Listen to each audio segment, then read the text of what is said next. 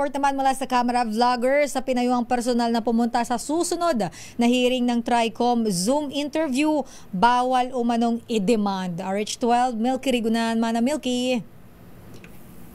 Sister Ella Tlakay, iginiit ng House Tri-Committee na wag ubusin ang mga vloggers at influencers ang kanilang pasensya dahil tuluyan na silang papatawan ng contempt hanggang maipakulong. Nilinaw ni House Committee on Public Accounts Chairman Joseph Stephen Paduano, ang Zoom link ay eksklusibo lamang para sa mga miyembro ng Kamara. Mensahe ito ni Paduano kay Alan Troy Sasot na hindi nakapunta noong Biyernes sa hearing dahil nasa China umano siya at sali pa i-attend na lang daw via Zoom. Sabi ni Paduano, sa mga hindi dumano, kailangan nilang magsumite ng documentation o patunay bilang katibayan kung bakit sila absent sa hearing noong Biyernes.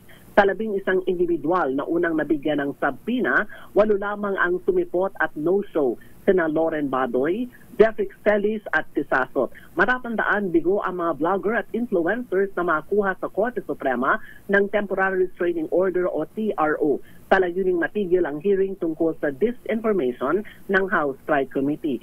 Sumaklolo kamakailan ng grupo ni Trixie Cruz Angeles sa Korte Suprema at kwenestyon ang hearing. Kasabay ang panawagan sa Supreme Court na ihinto ang hearing ng TRICOM pero hindi ito pinagbigyan ng kataas-taasang hukuman.